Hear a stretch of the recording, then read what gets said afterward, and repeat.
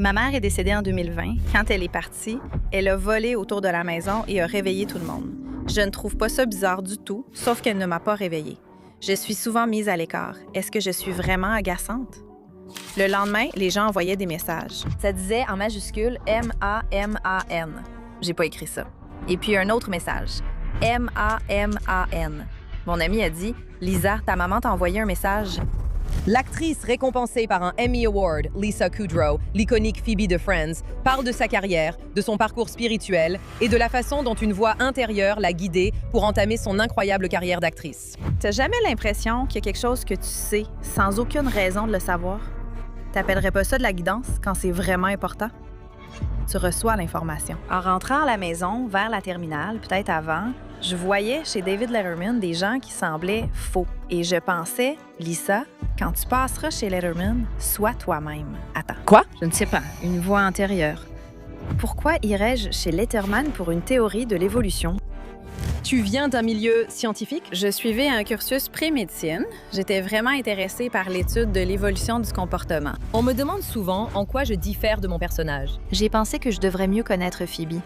C'est alors que Jennifer Aniston m'a offert Les Porteurs de l'Aube. T'as découvert quelque chose sur toi-même? Oui, j'ai commencé à réaliser qu'il se passe plus de choses. Je pense qu'on est ici pour vivre tout ça, quoi que ce soit. Tu parles de la vie ou de la mort? Les deux, tout ça.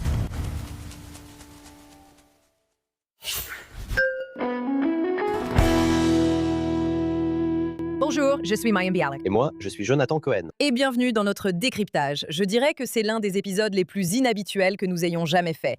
Je le dis d'entrée, nous avons Lisa Kudrow. Elle a joué Phoebe dans Friends pendant 10 ans, une actrice multi-récompensée qui m'a personnellement contactée. Elle m'a envoyé un message privé pour me dire « Je trouve ton podcast incroyable ». Ce qui a suivi, c'est une conversation en off, à la fin de laquelle j'ai demandé « Est-ce que tu viendrais un jour dans notre podcast ?» Et elle a répondu « Mais de quoi pourrais-je bien parler ?» Eh bien, il s'avère qu'il y avait beaucoup à dire. Je ne sais même pas quoi dire. Cette conversation était incroyable. À chaque fois que je pensais qu'il n'y avait plus rien à dire, elle révèle quelque chose qui est vraiment incroyable, comme sa mère qui lui envoie des messages après sa mort depuis l'au-delà, jusqu'au propre. Capacité intuitive, des signes qu'elle a reçus avant de commencer à jouer, qui prédisaient à quoi ressemblerait sa vie et même son expérience avec la vision à distance. Il s'avère que Lisa Kudrow n'est pas seulement une super fan qui voulait revoir certains de ses épisodes préférés, mais elle avait aussi des questions à nous poser sur pourquoi nous faisons ce que nous faisons, comment Jonathan s'y connaît en énergie, pourquoi je suis si sceptique. Il y a des millions d'anecdotes ici. Nous parlons de sa carrière d'actrice, nous parlons de sa carrière personnelle, de son parcours spirituel. Nous sommes tellement ravis de l'avoir en studio.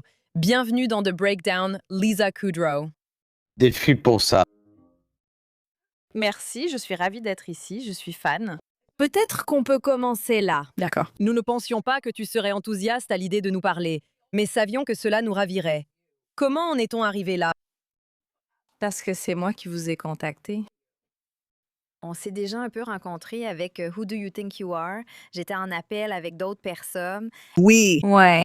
Enfin bref, j'étais ravie. Et puis ça n'a pas marché et je ne sais pas pourquoi. Mais moi, non. Et toi? Je sais pourquoi ça n'a pas marché pour moi. Dis-moi.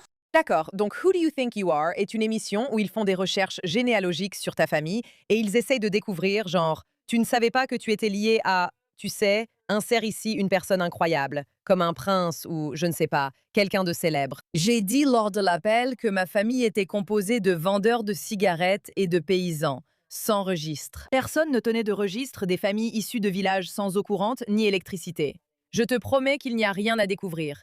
Mais eux affirmaient, la promesse de la génétique, c'est qu'on va trouver. Ils n'ont rien trouvé, comme moi.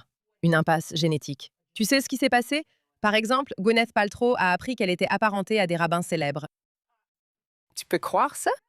Oui. C'est vrai, incroyable. C'est la première saison, quand il y avait plus de temps pour faire les recherches. C'est vrai. Donc, il y aurait quelque chose à trouver, je te le promets. D'accord. Il y en aurait vraiment. On va confier ça à Lia. C'est le travail. Je pourrais le faire maintenant. D'accord. Nous nous étions rencontrés sur Zoom. On ne se connaissait qu'à travers l'écran. Oui. Mais ensuite, Mais ensuite, d'accord, Je ne sais même pas comment ni pourquoi je suis tombée sur ton podcast. Ça avait l'air vraiment intéressant, il y avait quelque chose de vraiment intriguant. Et je me souviens plus lequel était le premier. Et oui, je savais que tu avais fait des études supérieures en neurosciences. Et bien sûr, et j'avais regardé The Big Bang Theory. Je l'ai découvert pendant le COVID. Quoi? Oui. C'est drôle. Et c'était Heaven on a Stick. Wow. Oui. Maintenant, quand je pense aux années où tu étais à la télévision, aux années où j'y étais aussi, donc j'étais dans Blossom de 89 à 94. Et puis nous avons commencé. Oui, puis je suis allée à l'université, puis j'ai fait des études supérieures. Oui. Je ne regardais pas la télé car j'étais occupée à faire des trucs scientifiques de geek. Oui. Et puis The Big Bang Theory a évidemment représenté cette dernière phase adulte de ma vie. Mais en fait, on s'est pas vraiment croisés. Nos plateaux étaient en face l'un de l'autre, mais Oui, parce que le canapé de Friends était à l'extérieur de notre plateau. puis c'est après toi. Tout le monde venait rendre visite. Attends, on partageait. Je crois qu'on avait le même. Nos plateaux étaient face à face. C'est ça. Eh bien, parce que j'étais juste là sur le plateau de Friends et j'ai vu que c'est là que ça se passait. C'est ça. Je pense être arrivée après la fin de Friends, car je n'ai pas débuté avec The Big Bang Theory. Qu'as-tu découvert sur The Big Bang Theory pendant le COVID? J'ai découvert... Tu as juste trouvé ça drôle? Non. C'était important. Montre une Shelby. Dis pourquoi. Pourquoi? Parce que c'était le premier, je pense, tu sais, neurodiverse. Est-ce qu'on dit neurodivergente? Neurodivergente. Merci. Oui. Personnage. C'était... Tu sais, on s'amuse avec eux, mais d'une manière respectueuse. Et d'une manière authentique. Et je ne sais pas quoi dire. Et Jim Parsons, quand même. Oui, il est phénoménal. Et je connais Johnny Galecki. Nous avons travaillé ensemble sur un film il y a longtemps. Et je ne sais pas. C'est juste que... Je suis tombée amoureuse. Et puis tu es arrivée. Certains fans de Sheldon n'ont pas aimé quand Amy est arrivée. Oh, no. Ils sont... Tu étais dans l'équipe Chami? J'allais dire qu'ils ont tort, mais c'est ce qu'ils ressentent. Et ce qu'on ressent n'est jamais faux. Mais le sont-ils? Laisse tomber. Elle l'a humanisé d'une manière dont il ne l'avait jamais été auparavant. Elle l'a aidé à grandir. Ouais. C'était vraiment de l'amour. C'est très mignon. Je sais. C'est sans doute pas une relation que je choisirais pour moi, parce que, tu sais, c'est pas... Je suis trop intense. C'est pas complet. Non, c'est pas un partenariat à part entière parce qu'il n'en avait pas vraiment les capacités. Eh bien, n'est-ce pas? Je veux dire, ils étaient tous deux. Bizarrement câblés. C'était des pièces de puzzle étranges qui allaient bien ensemble. C'est ça. Ouais. Donc, tu vois. Mais elle semblait avoir plus de capacité à créer des liens et à se connecter, évidemment, que lui. Oui. Et il était ouvert à apprendre d'elle, à suivre, tu sais, ses conseils et à essayer de devenir une meilleure personne. C'était une fin fantastique. Mais aussi, ce que je me demandais toujours à chaque fois que je regardais, c'était... Emma, elle connaît tout ça. Vraiment? Enfin, est-ce qu'elle connaît vraiment tout ça? Ça ne faisait pas si longtemps qu'elle avait étudié tout ça. C'est vrai, c'est exact. Je me demande donc si les scénaristes étaient si bons dans leur recherche et s'ils avaient des consultants. Par exemple, est-ce qu'elle a déjà dû dire « Oh, ici, ça va pas marcher Oui, je l'ai fait. J'ai dû le faire. Ça m'est arrivé plusieurs fois. Je veux dire, on ne va pas simplement voir Chuck Lorre et lui dire « Ça, c'est faux ». L'idée était qu'ils m'ont fait neurobiologiste pour corriger les erreurs, comme l'a dit Chuck. David Salzberg est professeur de physique. Et tu étais la consultante. David Salzberg était notre consultant en physique, mais pour les neurosciences, c'était moi. Les scénaristes m'envoyaient des emails du style « On veut une blague sur une partie du cerveau qui pousserait quelqu'un à faire ça. » Et je répondais « Ce serait les ganglions de la base » ou tu vois. Et puis quand on avait des scènes dans le laboratoire d'Amy, le docteur Salzberg et moi discutions et je disais « Je pourrais faire ceci ou je pourrais faire cela. » Voici les outils qu'il me faudrait pour faire des coupes cérébrales et ce genre de choses. C'était très amusant. Et aussi, j'avais l'impression que la physique, pour moi, c'était juste impossible. Je veux dire, c'est beaucoup trop abstrait. Je ne peux pas. Je ne parle pas le langage des maths. C'est difficile. J'avais l'impression de pouvoir faire confiance. Que la précision. Oui. De tout dans cette émission. J'apprenais ainsi beaucoup sur la physique. Nous avons lancé notre podcast pendant le COVID. C'est là que tu nous as découvert? Je t'imagine chez toi à regarder The Big Bang Theory, Elisa. Elle était occupée à regarder The Big Bang Theory. Elle n'avait pas le temps pour les podcasts. Oui, Tu nous as découvert après. je t'ai trouvé. Eh bien, pas si longtemps, je veux dire en moins d'1 an. D'accord. De reprendre contact avec toi parce que c'était trop, tu sais, je veux dire, il fallait que je te contacte. Tu m'as même envoyé un message sur Instagram. Oui, c'est vrai. Je pensais que c'était une arnaque. Non, On l'a découvert, nous y voilà. comme je te le dis maintenant. Ça aurait été une supercherie élaborée. Non, oui, c'était pas une supercherie. Non, parce que voilà le truc. Tu sais, je suivais un cursus pré-médecine et je suis pas allée en 3e cycle, et c'était dans les années 80, à l'époque où il y avait pas. Donc, ça s'appelait pas neurosciences, c'était, tu sais, la biopsychologie. Et j'étais vraiment intéressée par l'étude de l'évolution et de l'évolution du comportement, ou comment nos cerveaux ont-ils évolué? Évoluer. Ouais, c'est ce qui m'intéressait et c'est ce que je prévoyais d'étudier en 3e cycle quand je me suis dit: «Attends, non, je pense que je dois essayer de jouer la comédie». Oh mon Dieu! Tu viens d'un milieu scientifique, parle-nous de ta famille. Mon père il est médecin, il est docteur. Il est à la retraite, mais il est toujours, parmi nous. Il est vraiment très intelligent. Il est passé de la médecine générale à se consacrer uniquement aux maux de tête, en recherche et pratique dans ce domaine. Il doit être sympa en soirée. Il est en fait extrêmement charismatique et Oui.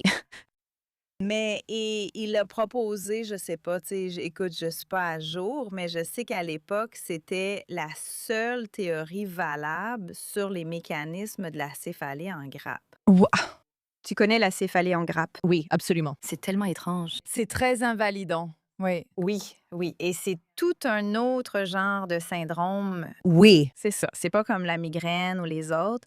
Et c'est bénin. Dieu merci, la plupart du temps. Un message étrange de ta puissance supérieure. Eh bien, D'accord. donc voilà, oui. Ça, c'est mon père. Mon frère est neurologue. Il était à la faculté de médecine quand j'étais à l'université. Et quand je réfléchissais, je pense pas que je veuille être médecin. Je veux pas pratiquer la médecine. La médecine. Je veux apprendre. Je veux continuer à apprendre. Je les ai donc appelés et tous deux m'ont dit: «Alors ne le fais pas. Ne va surtout pas en fac de médecine. C'est épuisant Ouais. et c'est ouais. Et si tu ne penses pas vouloir pratiquer la médecine, alors oui, surtout ne le fais pas». Et je crois que mon père a ajouté: «Souviens-toi, c'était les années 80». Et la plupart des femmes qui deviennent médecins finissent par ne pas continuer une fois qu'elles ont une famille. Wow. Donc cela a peut-être été vrai, mais pas pour la plupart, je pense. Ta maman est plutôt scientifique ou artiste? Non. Non, elle était agente de voyage, mais Très intelligente dans ce domaine. Elle est décédée, elle se connaissait bien. Je ne pense pas qu'on puisse être plus intelligente dans cette existence. Donc, oui.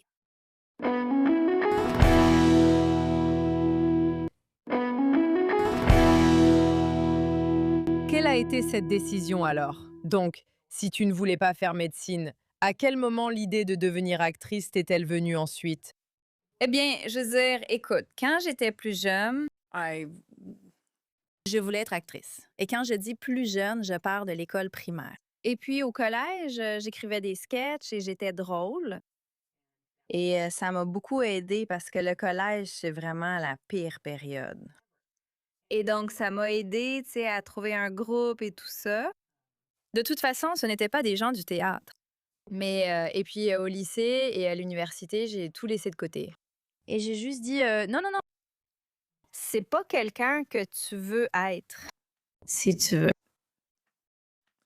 Une vie normale et heureuse. Parce que je regarde des gens dans des talk shows, puis tu vois, tu sais, ils se sont mariés 5 fois, et tu sais, ils n'arrivent pas à faire fonctionner une relation. Et je me dis juste, je parie que c'est pour ça. D'accord. C'est pas ça, et j'ai juste pensé, et ils ont l'air vraiment artificiels dans les talk shows et tout ça, et ce sont des gens un peu ridicules. Donc oui, j'ai juste mis ça de côté. C'était absolument hors de question. Je n'ai joué dans aucune pièce de théâtre. Je n'ai joué dans aucune pièce de théâtre à l'université. Rien du tout. Et puis, oui, le plan était que quand j'obtiendrais mon diplôme, je travaillerais avec mon père et il avait une idée d'étude sur la dominance hémisphérique et les types de maux de tête parce que quelqu'un, quelque part, a dit: «Oui, je pense qu'il y a une sorte d'association». Et mon père pensait déjà que non, il n'y en aurait pas, mais faisons quand même une étude. C'était super car ça m'aiderait dans les études supérieures. À la fac, j'étais une élève moyenne. C'était difficile pour moi.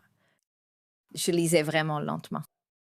Tellement lentement que quand je suis arrivée en première année à la fac, tout le monde en arrivant passe un test de compréhension écrite. Ma colocataire, une autre personne et moi avons dû suivre un cours de lecture, comme un cours de lecture rapide, ce qui n'allait pas régler le problème, quel qu'il soit. Ça ne marche pas, n'est-ce pas?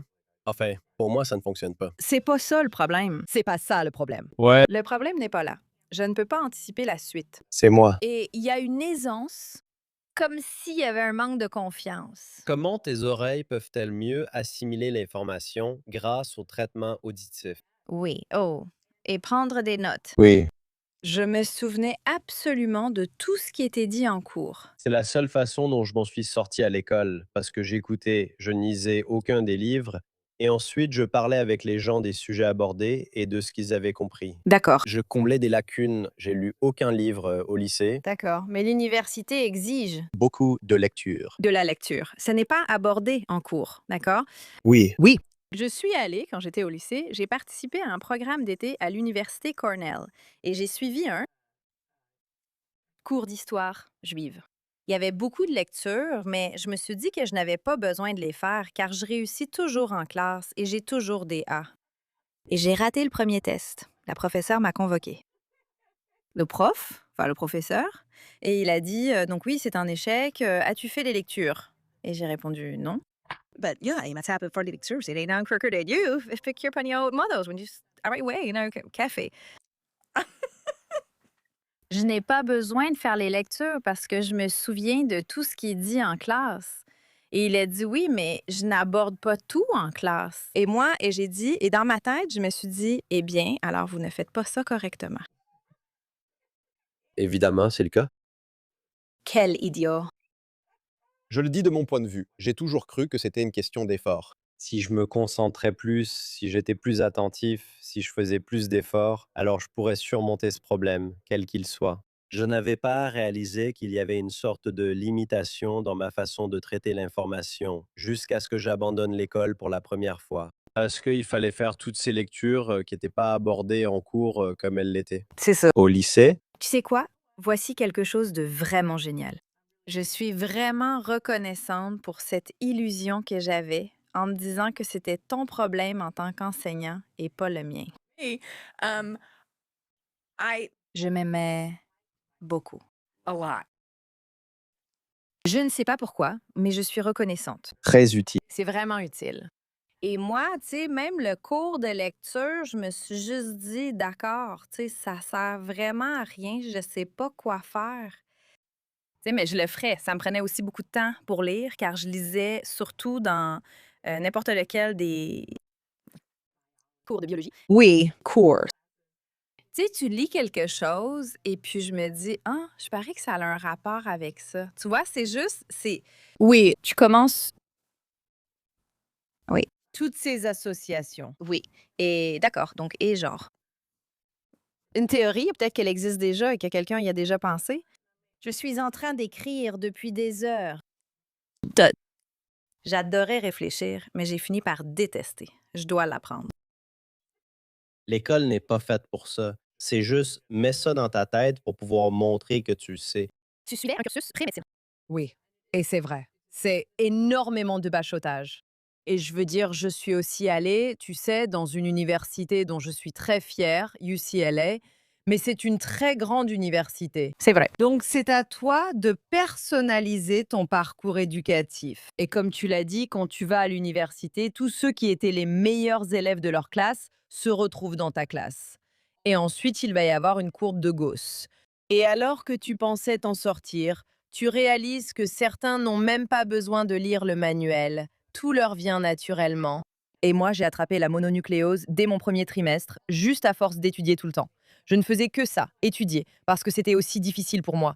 Je me suis mise aussi en star, tu sais. Ce n'était pas facile pour moi. J'ai dû suivre des cours de rattrapage en maths et chimie en arrivant à la fac, alors que j'avais travaillé sur Blossom. Oui. J'avais quitté le lycée depuis 2 ans en entrant à la fac, donc je n'étais pas vraiment dans le rythme. Mais c'est beaucoup de bachotage, comme apprendre plusieurs langues différentes. Oui. Ça veut dire que tu apprends le langage de la chimie. Tu apprends le langage de la physique. Ce sont comme des alphabets différents. Tu apprends le calcul différentiel, qui a son propre alphabet. Non, C'est comme apprendre plusieurs langues. c'était très difficile. C'était 8 heures par jour à étudier le calcul différentiel, Juste pour réussir. sans même vraiment le comprendre.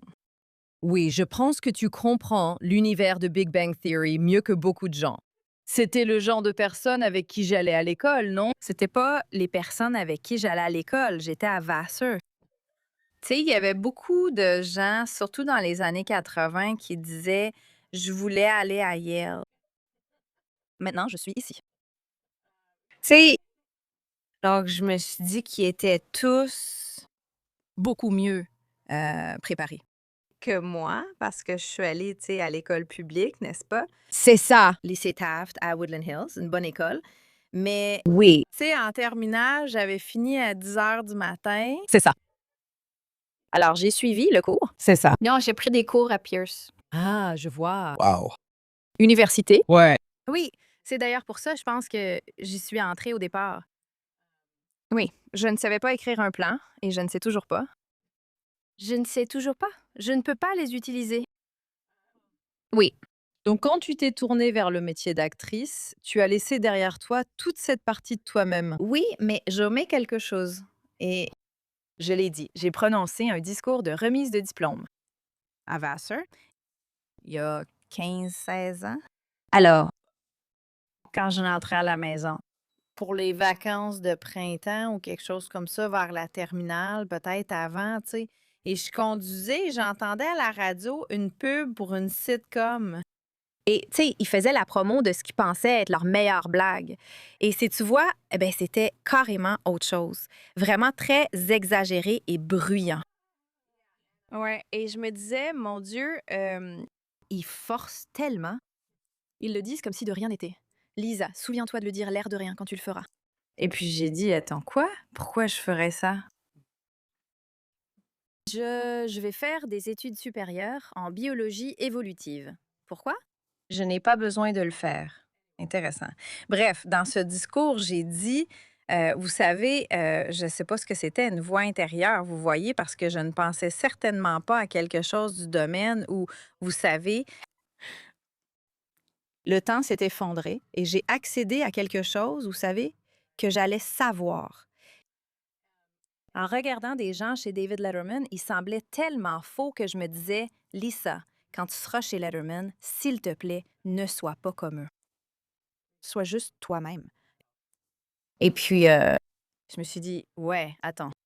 Quoi? Pourquoi est-ce que je passerais chez Letterman pour une théorie de l'évolution? Est-ce que je vais découvrir quelque chose qui intéresserait David Letterman? De toute façon. Ouais, bizarre, non? Ouais. D'accord. À quelle fréquence entendais-tu ces voix ou avais-tu ces conversations? Pas fréquente, mais marquante. Oui. Quand ça arrive. Donc, parce que clairement, je suis pas très ouverte à ça. J'essaye pas. Ça s'infiltre. Ça s'infiltre, mais je ne sais pas. T'appellerais pas ça une guidance? Quand c'est crucial, tu reçois l'info. Ça te frappe d'un coup. Oui. Ce qui m'intéresse, c'est que c'est pas une partie de toi qui désire vraiment. Non, En fait, c'est une partie de toi qui est presque choquée, c'est pas le bon mot, mais surprise et un peu déconcertée par une forme de guidance d'une certaine manière. Eh bien, ce que tu indiques, c'est que c'est presque comme si cette voix, qui venait d'une autre époque, savait que c'était ta réalité. je suppose. Oui. Eh bien, regarde. Et puis la partie de moi, tu vois, qui est plutôt matérialiste et tu sais, qui a peur d'avoir l'air ridicule. Oui, des raies, d'accord. Eh bien, il y avait une partie de toi qui en avait un peu envie. Désolée, non, même en essayant de le dire. Non, c'est pas ça. C'était pas ça. Non, c'était pas ça. Et puis, tu sais, quand j'ai décidé, d'accord, je vais devenir actrice, le meilleur ami de mon frère, c'est John Lovitz. Et il a été engagé au Saturday Night Live. J'avais vu John, il était spécialisé en théâtre à l'université et des cours et les groundlings. Et moi, j'ai un rôle d'invité. Genre, d'accord, super. Et maintenant, je sais pas ce qui va arriver. Et puis, il a intégré Saturday Night Live et je me suis dit peut-être que c'est pas réservé uniquement aux gens touchés par la magie, ceux qui ont la chance de faire ça. Je ne sais pas. Et j'ai juste ressenti le besoin de le faire. Je crois que non, il faut que je le fasse. Waouh! Et puis, j'ai un peu mis mon cerveau en mode, pas de façon aussi réfléchie, c'était plus rapide que ça, juste. Qu'est-ce qui fait que c'est un choix acceptable? Et c'était, t'as 22 ans, t'as aucune responsabilité, c'est une démarche égoïste. C'est le moment de le faire. Puis, t'auras pas cette partie, je sentais, tu sais, au fond de toi, ou peu importe, tu sais, cette partie-là. Et c'était, tu veux pas avoir de regrets plus tard. De ne pas avoir essayé. Si ça n'arrive pas, tu veux savoir pourquoi. Et c'était tout. Combien d'années se sont passées entre ce moment et Friends? Tu as fait d'autres choses entre-temps. Ouais, environ 8 ans. Wow! Et pendant cette période, y a-t-il eu des moments où tu t'es dit, Dois-je vraiment le faire? Et les hauts et les bas de ce genre de parcours. Bien sûr, mais ils n'ont pas duré longtemps. C'est ça le truc. Et tu sais, juste avant Friends, j'ai été renvoyée de Frasier. Alors, je me suis dit, bon, eh bien, c'était à peu près aussi près qu'on peut l'être de réussir à vivre de ce métier. Qu'est-ce qui s'est passé sur Frasier? J'ai été renvoyée avant qu'on tourne le pilote. Je ne convenais pas. Perry Gilpin était la bonne personne. Nous étions toutes les deux à la chaîne. Ils ont fait une erreur. Mon Dieu. Et ils m'ont engagée. Et puis, ils ont corrigé leur erreur. Ça ne fait pas du bien. waouh, Non, c'est pas le cas. Mais, oui, je suis tombée, mais je me sentais déprimée. J'ai pas dit que je suis tombée. Et mais, tu sais, j'ai eu ça aussi dans ce discours à Vassar. Richard Kind, qui était un ami à moi, m'a appelé. Et il se fâche quand je dis ça. Désolé, Richard, tu l'as dit. Il a appelé, il était tellement... Tu le connais? Oui. Il est tellement drôle. Oui. J'ai travaillé avec lui sur Curb. Oui. D'accord. Oui. Et il disait, je ne sais pas comment, t'arrives à te lever le matin. Si c'était moi, tu sais, ça serait tellement dévastateur. Et je me suis dit, ah, mais je me lève le matin, je sors de chez moi, je fais des promenades et je prends un croissant au chocolat, pas de café et je vais bien. Oui. Tu sais, c'était... Quelqu'un m'a attendu sans savoir une petite bouée de sauvetage, tu sais.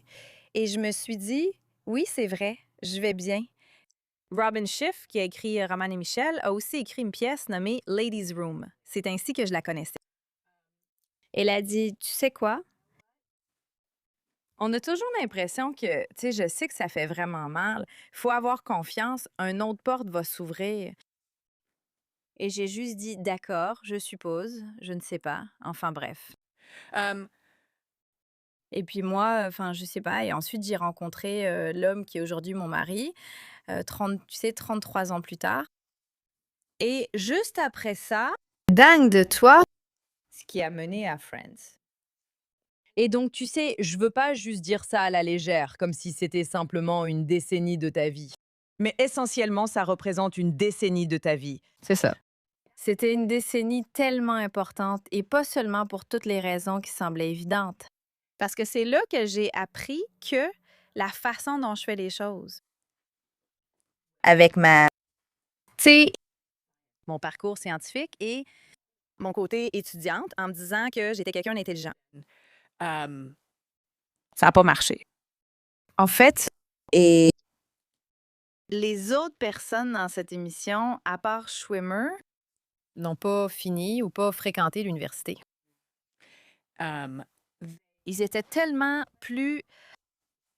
Elles étaient, je sais pas, tellement plus à l'aise avec prendre des notes et continuer à le faire et à tout intégrer. Et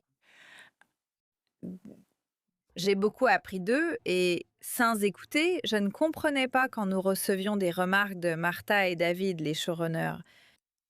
Et j'écoute vraiment attentivement et je veux vraiment comprendre leurs remarques et je veux pouvoir le faire. Et les autres sont là à plaisanter, à jouer, à rire et moi, je deviens folle parce que la prof parle. Vous êtes fous ou quoi?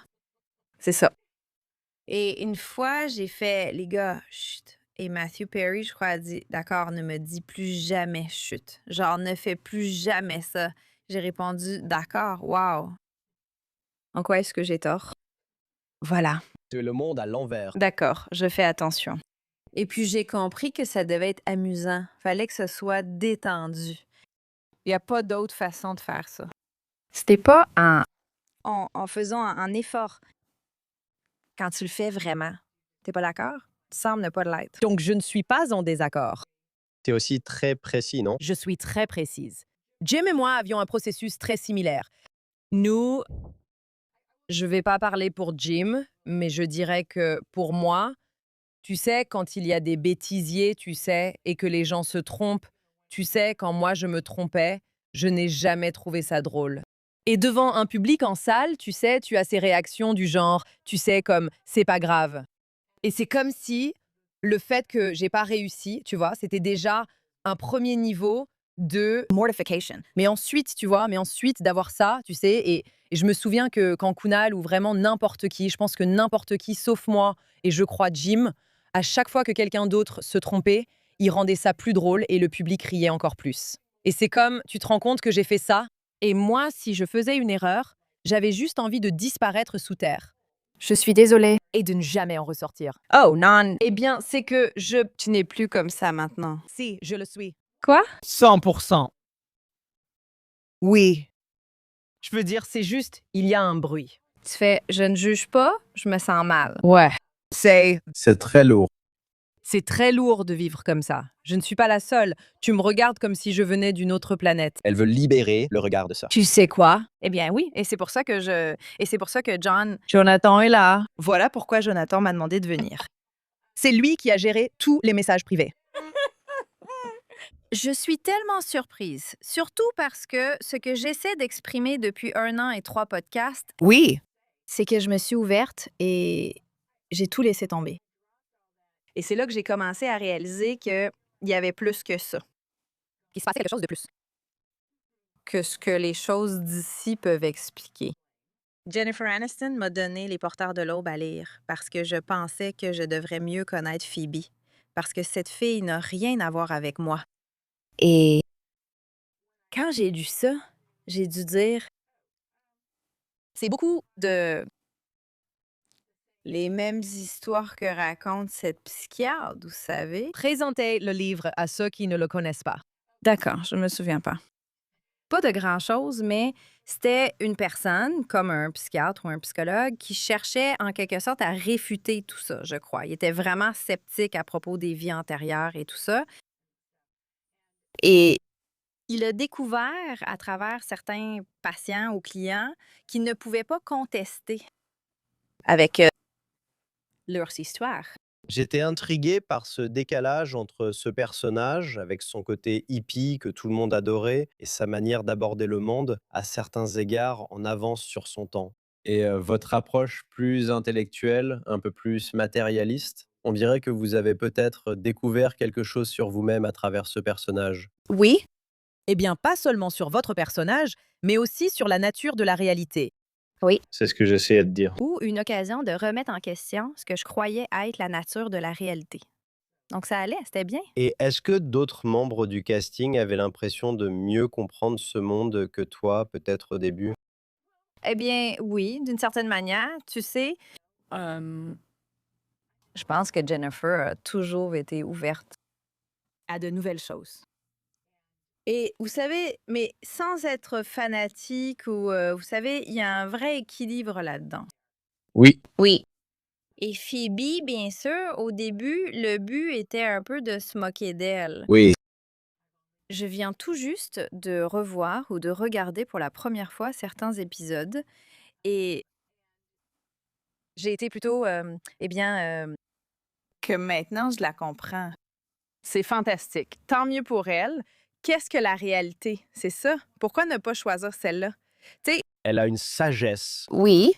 C'est probablement plus répandu maintenant. Et en fait, Oui. beaucoup de physiciens essayent de nous l'expliquer.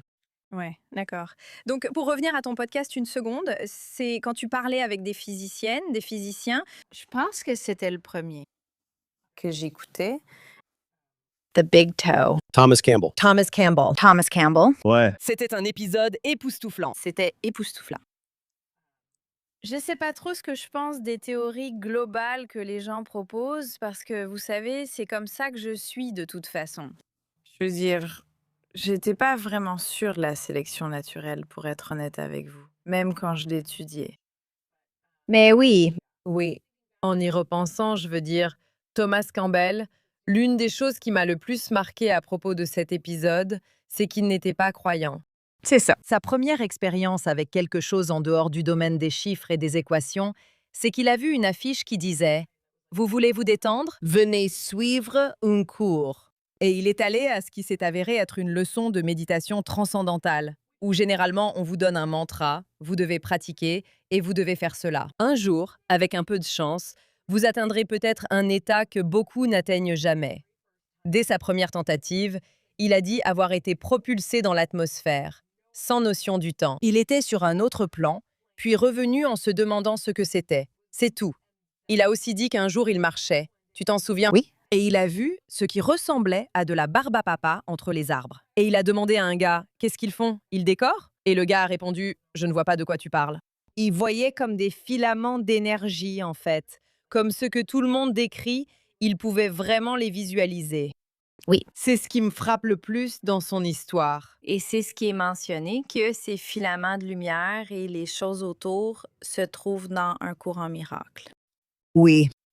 Oui. Donc, ça devient étrange pour moi quand quelqu'un n'a pas lu ça et n'en avait aucune connaissance. Mais ça ne cesse de revenir. Et puis, Les anciennes spiritualités ou religions, et puis on remarque des similitudes récurrentes. Ouais. mais je suis désolée. C'est juste ce genre de discours académique Snobbery. de snobisme qui fait que lorsque une physicienne d'une institution réputée, Institution. comment ça dit? Non. La conscience n'est pas non locale, n'est-ce pas? Ou alors elle est ailleurs. Fundamental. Oui. Oui. Oui, c'est à ce moment-là. Eh bien, tu as dit quelque chose tout à l'heure, quelque chose comme, tu sais, la peur d'être ridicule. Oui. Quand tu parlais du matérialiste en toi qui essayait d'expliquer cette intuition. Et je peux vraiment m'identifier à ça parce que j'ai commencé à explorer le travail énergétique dans le sous-sol de la maison de quelqu'un qui parlait d'énergie et de travail somatique. Et j'ai commencé à vivre des expériences. Mais quand je retournais dans mon quartier matérialiste, j'avais l'air d'un idiot. C'est ça. Alors, comment expliques-tu cela? Qu'est-il arrivé à Jonathan? Il était si intelligent. Et maintenant, il est comme ça. Et donc, les gens vont discréditer ou, tu sais, à cause de leur propre incapacité à expliquer quoi que ce soit. Et donc, ce qu'on fait pour moi, c'était comme, oui, j'ai besoin de quelqu'un qui ait des diplômes pour que mon expérience ait un sens. En ce qui concerne les autres approches pour essayer de comprendre tout ça, est-ce que tu as fait des explorations personnelles en dehors de notre podcast? Eh bien, mais pendant des années, j'ai consulté et je le fais encore. Il y a une guérisseuse, une énergéticienne Oh! qui est merveilleuse. Est-ce qu'elle pose les mains, qu'elle les passe au-dessus du corps ou est-ce qu'elle parle? C'était avec les mains au-dessus du corps. D'accord. Parfois, elle posait les mains. Et ça, c'est 20 septembre que je l'ai vue pour la première fois. Et j'étais même pas convaincue. Bien sûr. Complètement, je me suis juste sentie, eh bien, détendue. Je me sens centrée quand je suis au plus bas. D'accord, d'accord, très bien. Tu sais, je ne voulais le dire à personne. Je vois une guérisseuse, tu sais. Um, Et puis avec le temps, il y avait, tu sais, elle recevait des informations, tu sais, pas comme une voyante ou quoi, là, elle prétend pas faire ce genre de choses, mais des choses qui, tu sais, faisaient juste d'accord, c'est vraiment intéressant et ça a du sens. D'accord, très bien. Je veux dire, je peux t'en raconter une. Je travaillais sur un film à New York. Mon fils allait avoir 3 ans et il avait du retard dans le langage. Et il avait une certaine sensibilité. Vous savez, des problèmes de sensibilité sensorielle. Il marchait sur la pointe des pieds et ce genre de choses. Et il était probablement aussi anxieux parce qu'il pensait que nous avions déménagé, mais nous n'avions pas déménagé. Maman est juste une actrice. Oui, mais il disait, je vais plus revoir Lita, comme pour lui dire au revoir. Tu sais, notre femme de ménage à la maison qu'on aimait beaucoup. Um, thought Il pensait qu'on devrait l'emmener voir un orthophoniste. Une orthophoniste, alors que je travaillais 17 heures par jour. Donc, il y a une nounou gentille qui l'emmène. Et puis, mon mari et moi sommes censés rencontrer cette personne pour voir, vous savez, son évaluation. Et la veille au soir, cette guérisseuse m'appelle et me dit écoute, parce qu'elle était enceinte. J'étais justement au centre de réalisation du soi, tu sais, en train de méditer sur mon enfant et ton fils est entré. Et tu dois savoir qu'il va bien. Eh bien, il est juste venu à moi, tu sais, elle a dit qu'il va bien et il était plus âgé qu'il ne l'est maintenant et tu dois savoir qu'il va bien. Tu dois vraiment être sûr qu'il va bien. J'ai dit oui, c'est drôle parce que demain, on va aller la voir parce que je n'y crois toujours pas beaucoup, je suppose. Et j'ai dit c'est drôle parce que demain, on va aller voir cette orthophoniste et elle va nous donner son évaluation. Elle a dit oui, quoi qu'elle dise, tu dois être vraiment sûr qu'il va bien. J'ai dit oui, elle va sûrement nous le dire. Mon mari est français et tout le monde parle une langue différente. C'est sûrement une question de langue. Et elle a dit, Lisa, écoute-moi. Mon Dieu, j'ai des frissons. Tu dois en être vraiment sûre. Il va bien? Tu dois savoir qu'il va bien. Tu dois être au clair là-dessus. Et j'ai dit, d'accord, merci. J'ai raccroché, je suis allée voir cette personne et cette personne est un vrai cauchemar. Tu sais, elle disait qu'il aime jouer seul, mais en réalité, il préfère jouer avec les autres enfants. Il joue pas avec la maîtresse, ni avec toi, une femme d'une 50aine d'années. Surtout qu'on vient de renvoyer une nounou avec genre... Il y avait une réponse à tout, tu sais, puis c'est pas juste moi qui nie qu'il y ait quelque chose. Et elle a dit, tu l'habilles bien, tu lui fais une belle coupe, mais ça veut pas dire qu'il va bien.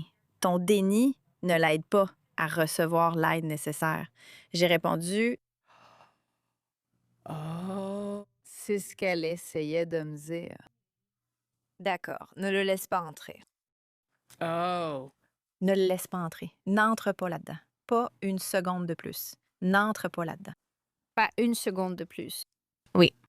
Et mon mari et moi, on rentre à pied et mon mari dit oui, je regarde. Et il y a beaucoup de signes. J'ai dit oui.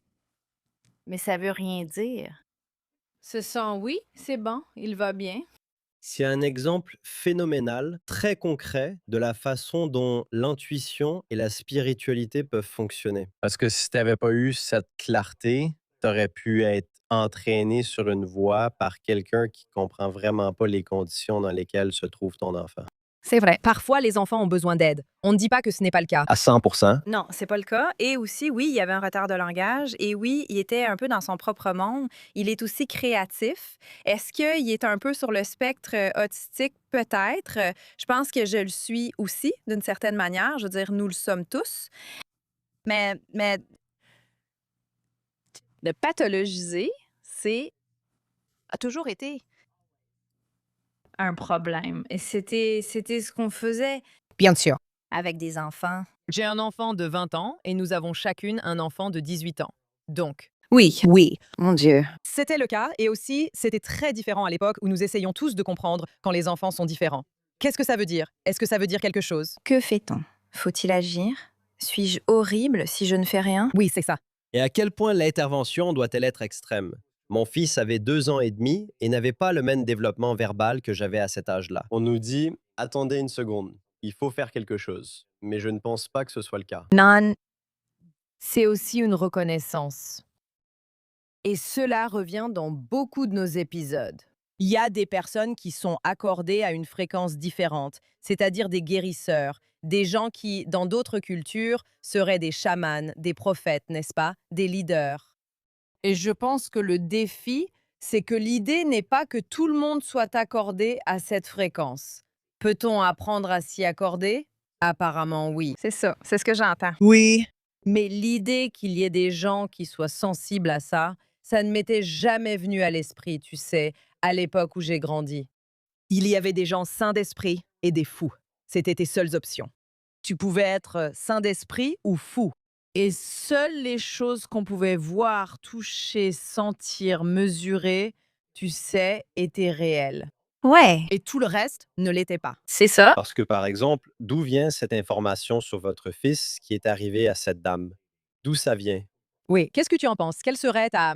J'essaye de réfléchir à quelle serait ma propre explication, tu vois? J'ai ma version. Je veux dire, j'ai la mienne, et si tu essaies de rationaliser ça, Pas rationalisé, mais genre ça. ça n'a pas d'importance pour moi. Ça n'a pas d'importance. Elle aime bien comprendre le mécanisme. Je sais, je suis désolée. Elle s'amuse pendant qu'elle joue. Le mécanisme n'a pas d'importance. Chaque seconde, je sais pas, je comprends. Mais oui, c'était ma grande révélation, non? Ça n'a pas d'importance parce que je suis. Je dois faire confiance au fait que je reçois les informations dont j'ai besoin au moment où j'en ai besoin. D'une manière qui... je ne peux pas contester ça. C'est à je suis et donc. C'en est une grosse aussi. Donc, décider ça, c'est vraiment génial. Quelle chance. Je reçois des conseils quand j'en ai besoin, donc c'est super. Et ça viendra sous n'importe quelle forme, par n'importe quel moyen, par n'importe quelle personne, que ce soit directement pour toi ou par le canal, tu recevras l'information dont tu as besoin. Oui, surtout si je suis prête à le voir, à l'entendre. Oui. Je comprends. Combien de fois recevons-nous un message sans y être réceptive? N'est-ce pas? Oui, d'accord. Aussi ouverte que je sois.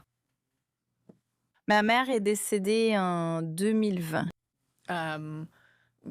Oui, probablement à cause du COVID. Elle a eu la démence pendant 15 ans et elle ne parlait plus. Et donc, elle est décédée. J'ai eu l'impression qu'elle a saisi la première occasion, le COVID, pour partir. Mon père était vraiment médecin, il testait son urine chaque matin. Est-ce qu'il y a une infection urinaire? Il voulait pas la laisser partir. Donc, d'accord, quand elle est décédée, mon frère était réveillé. Quand il a reçu l'appel, il était environ 2h30, presque 3h du matin. Mon père était réveillé quand il a reçu l'appel, mon mari était réveillé. Elle adorait mon mari, ma sœur et son mari. Leur alarme s'est déclenchée dans leur chambre et lui, tout est sur son téléphone. Il parlait d'effraction dans la chambre principale, mais je ne vois rien d'anormal. Et ma sœur, qui aurait pu être vraiment perturbée par une alarme qui se déclenche et la réveille, allait bien, elle était calme, pas effrayée. Et moi, je me suis réveillée parce que mon frère m'a appelée. Donc, après son décès, nous sommes tous... Ils échangent ces histoires et tout le monde est un peu... N'est-ce pas étrange pourtant que j'étais réveillée? N'est-ce pas étrange que ton alarme se soit déclenchée? Et je dis, ce n'est pas du tout étrange? Elle a fait le tour et a réveillé tout le monde à sa mort. Je ne trouve pas ça du tout étrange, sauf qu'elle ne m'a pas réveillée. Est-ce que je suis agaçante? On m'exclut souvent des choses. J'ai été mise à l'écart. Est-ce que je suis vraiment agaçante? Et donc, elle ne voulait pas me réveiller, d'accord? Enfin bref, maintenant il faut organiser des funérailles. Donc, tu sais, le lendemain ou le surlendemain. Je prépare le diaporama, car tout le monde vient chez moi après les funérailles. Et je ne parle pas, je ne prononce pas un mot, je ne me parle pas à moi-même quand je suis concentrée sur une tâche. Et c'est important pour l'histoire. C'est important pour l'histoire, donc merci. Non, je ne parle pas, je continue. Je ne sais pas raconter une histoire. Tu t'en sors très bien. Aussi, mais donc je suis occupée, tu sais, avec des photos d'elle et celle-là est bien. Et les gens envoient des messages, alors je leur réponds, merci, c'est gentil, d'accord, tu sais, des condoléances et tout ça. Et puis je reçois un autre message et je l'ouvre et c'est comme si j'avais déjà répondu. Il y a quelque chose d'écrit dans le champ de message et je me dis, j'ai pas écrit ça. Ça disait, en majuscule, M-O-M. Pas de curseur et aucune suggestion maman. Mais je remarque même pas ça. Je dis juste que j'ai pas écrit ça, supprimer. Et leur répondre. Je suis occupée, j'ai une tâche à faire. Je n'ai pas le temps pour un téléphone qui fait des siennes, d'accord? Donc je suis... Et puis un autre message. Quoi? M-O-M en majuscule, j'ai pas écrit ça. Supprime, supprime, supprime. Et c'est toujours là. Et ne pas répondre. Je ne fais toujours pas le lien. Et puis je crois que c'est arrivé encore une fois. Je me suis dit, pourquoi ça? Parce que je pense à ma maman et je fais ça, mais je ne parle pas. J'ai pas dit que ça devait être ça, parce que je pense à ma maman. C'est pour ça que ça arrive, mais ça n'a aucun sens non plus. Ton téléphone n'est pas encore contrôlé par ton esprit. Je voulais juste préciser, Je sais. Mais bon, c'est dire à quel point je suis ouverte d'esprit. Je pense à elle. Quelques jours plus tard, mon mari et moi, on dîne avec une amie. Et je suis encore là à me demander pourquoi ma mère m'a-t-elle laissée de côté. Elle a réveillé tout le monde, elle m'a laissé de côté, elle m'a laissé de côté. Je suis la seule avec qui elle n'a pas pris contact. Et mon mari dit, mon téléphone a été bizarre. Et je réponds, mon téléphone aussi a été bizarre. Et je lui dis, eh bien, et là-dedans, M-O-M. Et lui et mon ami ont dit, Lisa, ta maman t'a envoyé un message Depuis l'au-delà, depuis l'au-delà. Une part de moi dit encore, oui, peut-être. Je ne sais pas ce qui s'est passé, c'est étrange. elle aurait peut-être pu écrire un peu plus. Elle l'a fait, une autre fois. Vas-y, qu'a-t-elle écrit? Alors, moi, puis c'est le confinement et tu sais, j'envoie des messages à une amie et je n'ai pas écrit. Bisous, bisous, bisous, bisous, tout en majuscule. Et j'ai fait quoi? Eh bien, ce n'est pas ma mère. Elle n'a jamais signé quoi que ce soit. Câlin, bisous, câlin, bisous. Oui, ce n'était pas elle. Le lendemain, mon père a dit, j'ai trouvé quelque chose. En regardant de vieilles lettres, j'ai vu celle-ci de ta mère. Il y en a beaucoup. Mais il m'en envoie une, sans que je lui en parle. Elle avait 18 ans, ils se sont mariés à cet âge. Elle lui a écrit une lettre, car il avait été enrôlé. Et à la fin, une demi-page. Bisous, bisous, bisous, bisous, bisous, bisous, partout sur la page. Et qu'il t'envoie cette lettre en particulier justement au moment où tu vivais ça, c'est fou. C'est une drôle de coïncidence. peut-on lui demander de nous expliquer l'au-delà pendant qu'elle envoie des messages? Genre, qu'est-ce qu'il y a là-bas? Oui. Et pour mon anniversaire, mon 60e anniversaire, qui est un anniversaire important, et j'organise une fête. Et mon fils et mon mari sont sortis pour me trouver un cadeau dans cette boutique de cristaux. Et j'essaie de... Il y a une fuite et je cours partout, j'essaie de... Vous savez, quand on est occupé avec quelque chose et qu'on reçoit un message, quoi? Il y a quelque chose d'écrit là-dedans. Attends une minute, il y a quelque chose d'écrit là-dedans. Fais attention. Et c'est pas aussi concret que exo ou M ou maman. Mais ce sont des lettres qui, tu sais, si tu veux, tu peux leur faire correspondre la première lettre de n'importe quel mot que tu veux. Bien sûr. Mais ça disait, en quelque sorte, quelque chose comme Joyeux anniversaire ou pour ton anniversaire. Ton. J'ai était là-dedans. Et j'appelle mon fils. G-U-J-U. Il s'appelle Julian. Alors j'ai dit, d'accord, je suppose que c'est ma mère. Et celle-là, je l'ai pris en photo. Pas les autres qui étaient plus intéressants, mais celle où je pouvais l'interpréter comme je voulais, parce que c'était juste. Donc, en dehors du fait que, comme tu l'as dit, ça n'a pas vraiment d'importance, n'est-ce pas, d'où ça vient? C'est ça. Mais quelle croyance dirais-tu porter en toi dans la vie, si tu devais résumer? Par exemple, la mort n'est pas la fin. Tu vois, quel est le... Je suis assez convaincue, même si je devrais l'être complètement après toutes les expériences de mort imminente. Les histoires de ton podcast et d'autres télépathy tapes que j'ai écoutées. La vache. La vache. Et je me rends compte que je commence à être un peu agacée par les gens qui disent eh bien, je pense que, tu sais, d'une certaine manière, c'est manipulé. On ne sait pas ce que c'est. C'est comme, eh bien, non, on ne sait pas ce que c'est, mais on sait. C'est quelque chose. C'est quelque chose. D'accord, télépathie ou pas, il communique dans une autre dimension, quelque chose sur la colline. Alors pourquoi voudrais-tu simplement l'arrêter et ne pas l'explorer au cas où ce serait vraiment quelque chose? Parce que ça se passe vraiment. Alors, que dirais-tu? C'est beaucoup. Ouais. Alors, est-ce que c'est ce que tu ressens, comme s'il y avait un autre niveau de communication dont nous sommes capables? Et que lorsque nous mourons, nous y avons accès. Oui, eh bien sûr. Je veux dire, je pense qu'on est là. Pas pour ça, je pense qu'on est là pour faire l'expérience de tout ça. Ce qui n'inclut pas tout ça. Donc, c'est pas que j'adhère à la théorie de la simulation selon laquelle c'est ce qu'on fait ici. J'ai l'impression qu'on a inventé les jeux pour essayer de reproduire.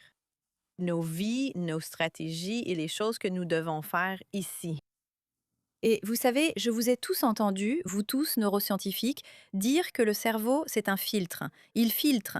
On ne peut pas être conscient de tout ce qui se passe. On a besoin de filtres pour fonctionner. Et parfois, peu importe le filtre, il y a de la perméabilité. Oui. Et certaines choses passent à travers et on ne sait pas quoi en faire. Alors on les ignore simplement. Mais ça me dérange quand le monde académique l'ignore parce que tout l'intérêt, c'est justement d'enquêter sur les choses. Et il y a vraiment un blocage très fort à ce niveau-là qui me dérange. Et je pense que ça ne me dérange que parce que j'y adhère moi-même. Into it. Alors, c'est ça. Tu sais, je le minimise un peu moi-même, là. Il y a quelque chose dans le fait de dire qu'on n'est pas là pour tout savoir, tous les mécanismes, ça peut être accablant et distrayant, non? C'est comme si on était censé être ici et qu'on devait avoir une certaine perméabilité. Si tu te perds trop, et j'ai vu ces personnes qui sont tellement concentrées à recevoir des messages et des conseils à chaque étape et dans chaque aspect de leur vie, qu'elles finissent simplement par être distraites. Et tu sais, quand tu parles de personnes qui ont un équilibre entre la curiosité et l'absence de fanatisme, je pense que ce fanatisme du genre je dois consulter mes anges pour chaque problème, ça peut devenir, je sais pas, presque Eh bien, ce n'est pas le but. Pour moi, c'est pas pour ça qu'on est ici.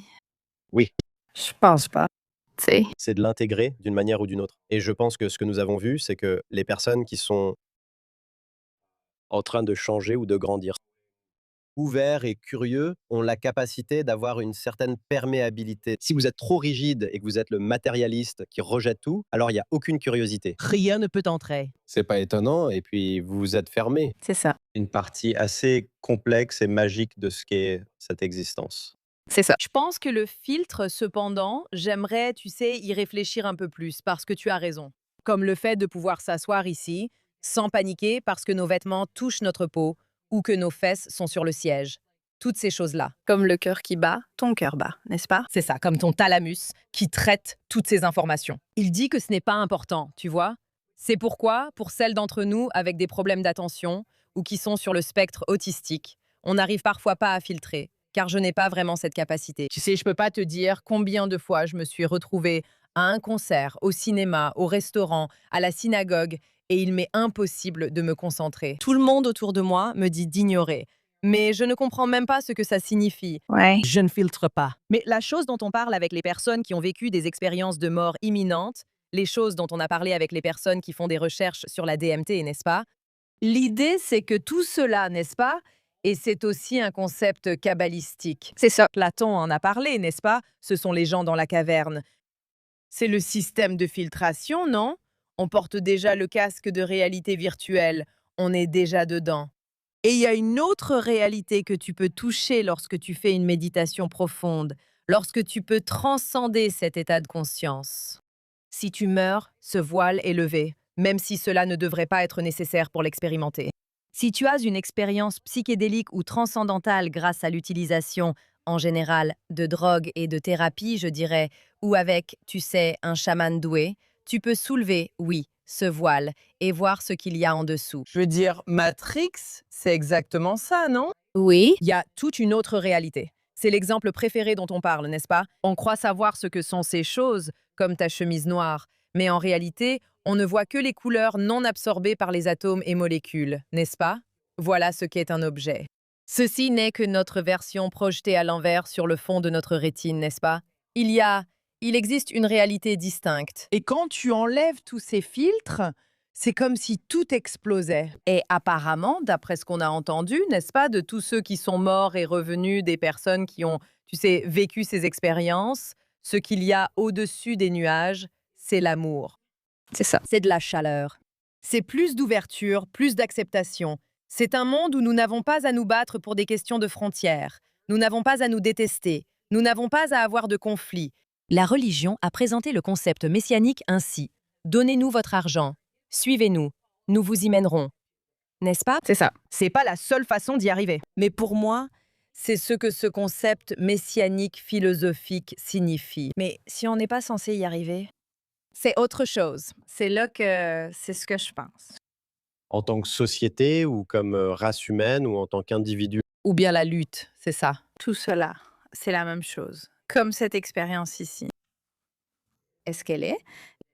Eh bien, il y a quelque chose pour moi dans tout cela qui me ramène à la leçon que tu as apprise sur le plateau de Friends, à propos du fait que ça devrait être amusant. Oui, détends-toi. C'est la seule façon d'y accéder. Je vais en parler dans une seconde, mais pendant que tu parlais, un souvenir étrange m'est revenu. Et je sais pas si l'un de vous deux l'a déjà vécu ça, mais je me souviens que j'avais 6, 7 ou 8 ans et de m'allonger pour dormir. En particulier, mes parents avaient un endroit au nord de la ville et c'était très calme là-bas. Tout était différent là-bas, tu vois. La famille n'était plus dans sa routine et mon père ne travaillait pas. Donc le stress était beaucoup moins présent et tout était beaucoup plus enjoué.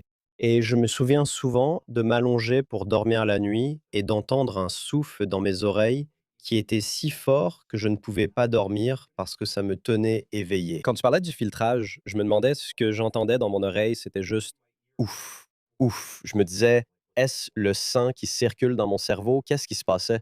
L'un de vous a-t-il déjà vécu ça? Tout le temps. Vraiment? Oui. Cela dépend du niveau d'inflammation. Oui. Dans ma vie, Depuis mon enfance et encore aujourd'hui, constamment. eh bien, chaque fois que j'avais des problèmes d'oreille quand j'étais enfant, et récemment, on m'a fait une mastoïdectomie à 5 ans. Et l'année dernière, j'ai subi une mastoïdectomie de l'autre côté. Qu'est-ce que c'est? Ma mastoïde ne se draine pas. Tu sais, c'est cette partie de ton crâne derrière l'oreille, l'apophyse mastoïde. Eh bien, Oui. je veux dire, je dois savoir. Oui, oui. Et mon Dieu. Les gens mouraient parce que l'infection se propageait. Elle rongeait l'os, le crâne, puis atteignait le cerveau. Wow. Et puis, ils ont compris qu'ils pouvaient simplement retirer. Donc ensuite, on voyait des gens avec un gros creux, vous savez, comme un effondrement de la... Parce que cette partie du crâne avait disparu. Donc, quand j'avais 5 ans, j'ai eu ça. La partie délicate était... Mon père, sa mère, ma grand-mère étaient toujours là. Son premier enfant est mort au même âge.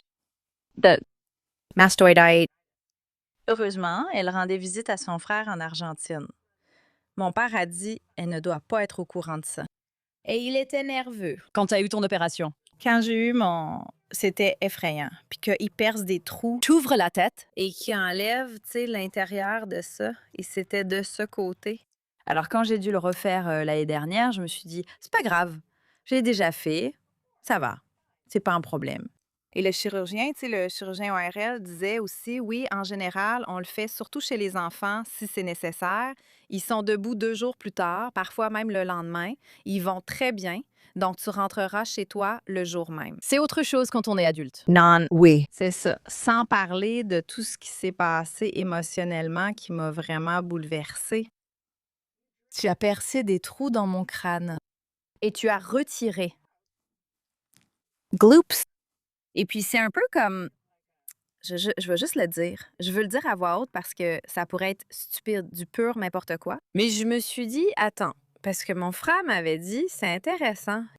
Parce que quand je fais, tu sais, des IRM ou des scanners, il y a souvent du liquide dans la mastoïde chez les gens. J'ai envoyé cela à des ORL pour demander, Est-ce qu'il y a quelque chose ici? est-ce qu'il y a quelque chose ici? Genre, non, c'est bon. Oui, ça arrive. C'est bon, ça arrive. Et j'ai commencé à me demander, je vais juste le dire et je m'en fiche si j'ai l'air idiote. Mais c'est juste que, tu sais, parfois une idée te vient en tête. Bien sûr. Attends une minute. La démence arrive souvent chez les femmes. C'est une question immunologique maintenant. C'est là qu'ils cherchent, n'est-ce pas? Pour la démence, la maladie d'Alzheimer. Et s'il y a une infection là-dedans qui n'est pas traitée en vieillissant, ça rend les os plus perméables, surtout chez les femmes. Et ça pénètre même en petite quantité, ça s'infiltre petit à petit. Ça pourrait être une avancée majeure. Et j'ai dit au chirurgien, vous savez, peut-être que vous devriez en parler aux gars. Mais c'est comme si la fille de Friends lui disait, voici un domaine de recherche que vous devriez peut-être envisager. Vous voyez ce que je veux dire? C'est juste tellement... On n'a vraiment pas de chance. Mais ça pourrait être la percée qu'ils n'ont pas encore envisagée et qui résout la maladie d'Alzheimer. De toute façon, ma mère avait aussi une démence. Alors, je me suis dit, tu sais quoi? Je crois que je vais juste décider Merci d'avoir retiré l'infection de ma tête pour me protéger de ce qu'elle aurait pu causer plus tard, parce qu'elle était là depuis un moment. Je n'avais pas mal. C'est juste parce qu'il faisait des scanners pour voir si le liquide s'était résorbé après l'infection qu'il a dit que l'os s'amincissait un peu. Je pense qu'on doit faire ça. Donc, ce n'est pas forcément lié à ce bruit de souffle dans tes oreilles. Oui, pardon, je m'égare. Je suis la pire. Non, non, non, non. J'adore ça. Mais ce que j'allais dire, c'est il y a cette idée que nous pouvons nous mettre sur une autre fréquence. Et très souvent aussi, l'heure du coucher fait peur aux enfants. Je me rappelle aussi mon cœur qui me tenait éveillé. Je ne veux pas être trop clinique à ce sujet, mais très souvent, quand les enfants sont anxieux, le coucher est le moment où l'on commence à penser, à ressentir, à percevoir, vous savez. Donc ça a du sens, mais je pense vraiment que c'est lié à ce dont on parle. Il y a tous ces différents niveaux, n'est-ce pas, de perception. Chez les enfants, c'est plus perméable. C'est pour ça qu'ils sont toujours en train de jouer et d'inventer des histoires, des choses comme ça, n'est-ce pas? Le cottage était bien plus fantaisiste dans le jeu et l'imaginaire. Oui, le cottage, c'est là où ils étaient en ville. Mais aussi, quand on pense à notre développement, et pour nous, les acteurs, je pense que c'est plus perméable parce qu'on fait littéralement semblant, on joue à faire semblant. Oui. Comme métier. Je me déguise pour gagner ma vie. On évolue dans un monde très différent de la programmation ou d'autres activités importantes. Mais ce n'est pas seulement jouer à se déguiser, à faire semblant. Vous vous entraînez aussi à être quelqu'un d'autre. Oui. Et ça, c'est de l'empathie. Et mentir.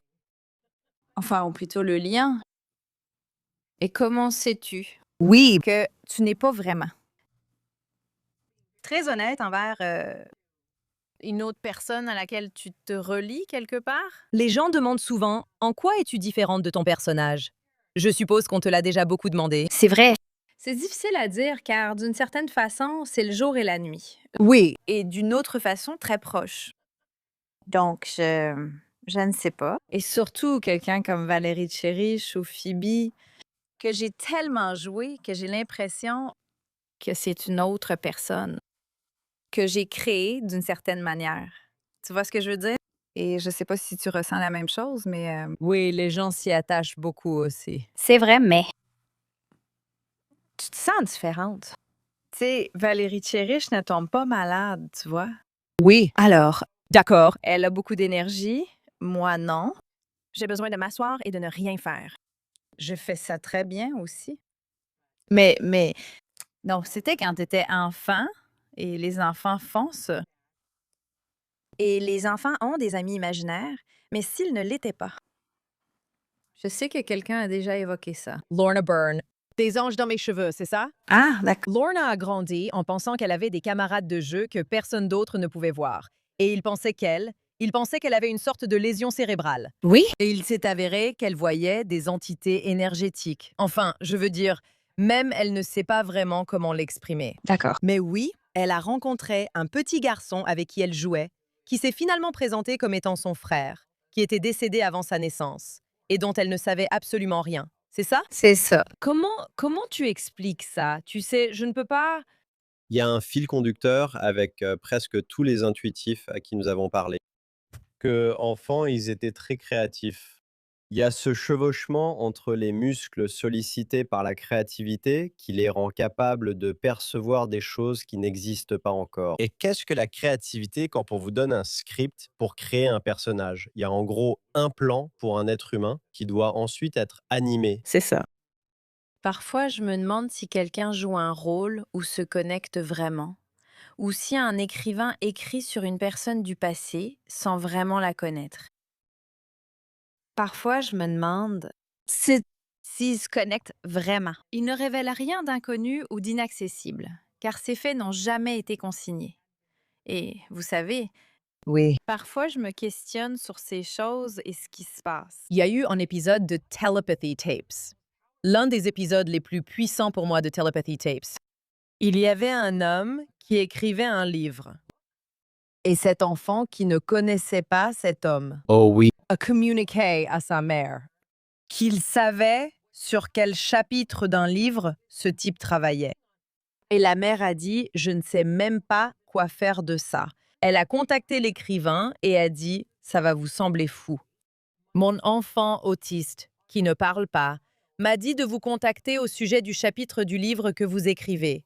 Et c'était exactement ça. Pile comme ça. Et ensuite, vous avez l'écrivaine qui dit qu'elle a été contactée. Et oui, c'était bien ça.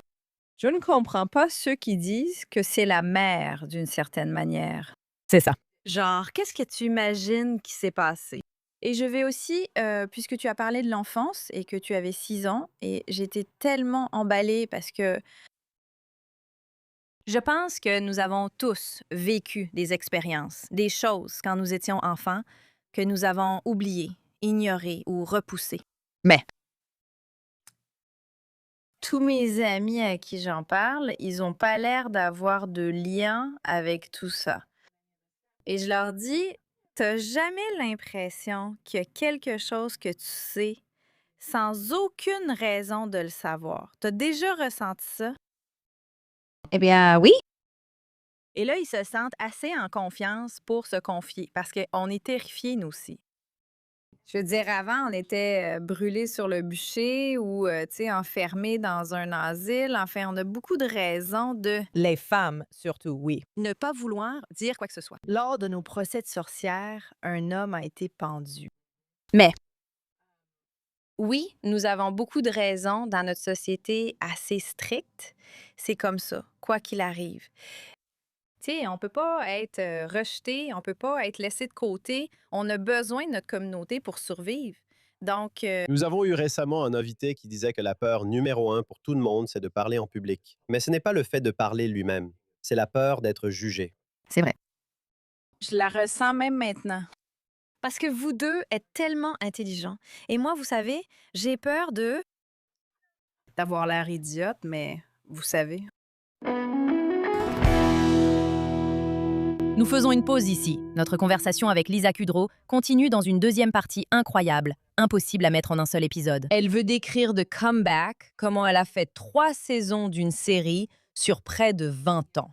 Elle évoquera aussi ses leçons préférées des épisodes sur les expériences de mort imminente. Nous parlons de Dieu, d'une puissance supérieure. Comment développer son intuition. Elle décrit ses propres moments d'intuition, sachant des choses enfant qu'elle n'aurait pas pu savoir autrement. Des guérisons miraculeuses. Et elle me pose des questions sur le Reiki. Tout cela et bien plus encore dans la deuxième partie de notre conversation avec Lisa Kudrow. Assurez-vous de nous retrouver sur Substack. Il y a du contenu de cet épisode que vous ne trouverez nulle part ailleurs. Rendez-vous sur bialikbreakdown.substack.com. À bientôt pour un nouveau breakdown, en espérant que vous ne fassiez jamais de dépression nerveuse. It's Maya Bialik's breakdown. She's gonna break it down for you. She's got a neuroscience PhD or two. One fiction, and now she's gonna